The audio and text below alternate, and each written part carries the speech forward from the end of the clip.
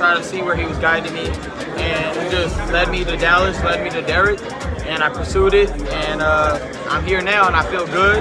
It was a good performance. Yeah, he won. Yeah. He stopped Jordan. Yeah, it was a great performance. It was a good performance. To see where he was guiding me, and he just led me to Dallas, led me to Derek, and I pursued it, and I'm here now, and I feel good. I feel, you know. Try to see where he was guiding me and just led me to Dallas, led me to Derek, and I pursued it, and I'm here now and I feel good. Ryan Garcia couldn't get Isaac Cruz, so he went and picked the fighter that gave Isaac Cruz his last victory, which clearly is a way easier option for him. Isaac Pitbull Cruz did not agree to the fight against Ryan Garcia in May because he was scheduled for a clash on February 1st. Rolando Romero was then offered the fight, which he accepted. It was a good performance. Yeah, he won. Yeah, he stopped Jordan.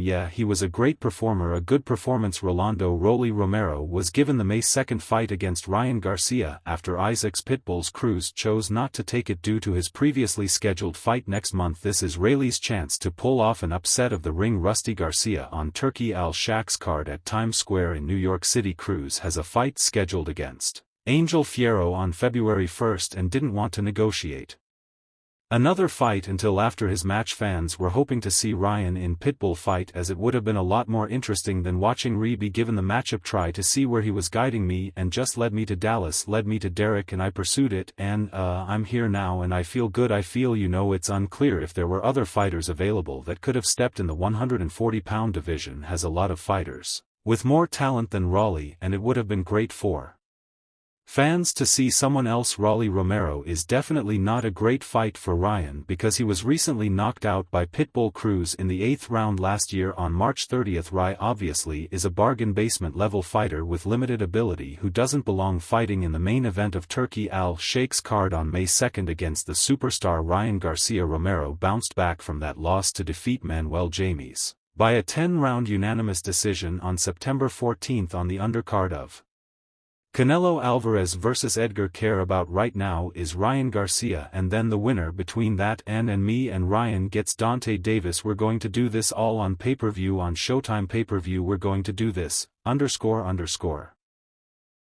Alright, like I said at the end of it, I got the belt. Raleigh didn't perform well in that fight either, but he had a harmless opponent. Using Raleigh as the opponent is a very poor option for Ryan Garcia in a headliner on Dean PPV. Obviously it's a tune-up for Cry, so you can give him a break in that department, but it's not fair to the fans to use a fighter with a 2-2 record in his last 3 fights as the B-side for a pay-per-view card. Ree's actual record should be 1-3 in his last 4 fights, because his victory over Ismael Barroso was highly controversial because the referee Tony Weeks jumped in and stopped the fight in the 9th round in their clash on May 13, 2023. I want to tell everybody just thank you for coming out and honestly happy. Ree had thrown 4 punches, all missing badly, and Weeks waved it off. Barroso was unhurt, standing and looking at Weeks. What are you doing? Fans were shocked at the stoppage, and there was criticism for months after. At the time, Raleigh was trailing and on his way to losing the fight. There are many contenders in the 140 and 147 PB top 15 rankings more deserving of a fight against Ryan Garcia on May 2nd than Romero. More punches than you thought you would. So what went wrong during this fight? It's okay. It appears they were in a hurry to find a body to be the opponent, and Romero served the purpose. Given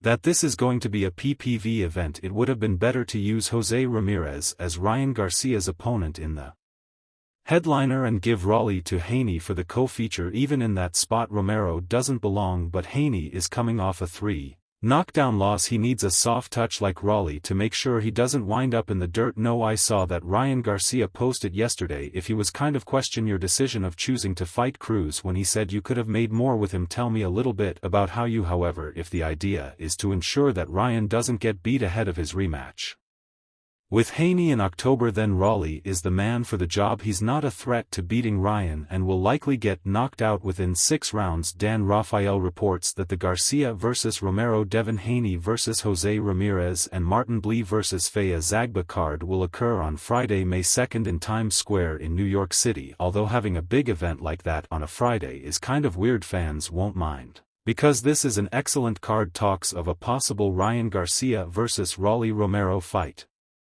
began after Ryan Garcia had just produced an eye-popping knockout of Oscar Duarte at a catchweight of 143 pounds in Houston, Texas. Would respond to that: I'm with Al Haymon. Al Haymon. Ryan Garcia's biggest fight was with Al Haymon. The most money there made was with Al Haymon, and then he goes back and fights for crumbs on a shitty TV network. However, it didn't take long for King Ree to try to speak his next fight into fruition, as he called out and took shots at World Boxing Association Junior welterweight world champion Rolando Ree Romero. I'm committing to becoming a world champion, Garcia told DAZN Chris Manx following his 8th-round knockout of Duarte. If RIS wants that, bring it on, Ree. I know you talk a lot, let's get that going. Rise, where are you at? You got beat up by that old dude, he continued. We know what happened, don't be trying to fake it. By old dude, Garcia was referring to the 40-year-old Ismael Barroso, who Romero defeated months before that to claim the World Boxing Association title in a tougher bout than expected. Al Haymon offered me a way better deal. Al Haymon's the best in boxing, and hands down all of us Alman fighters are living great, ain't one of us complaining about anything. While the promotion build-up to a Garcia vs Romero fight alone would figure to be pure entertainment, King Ree also shared how defeating Raleigh could put him in position to perhaps slate bigger bouts with Teofimo Lopez and Devin Haney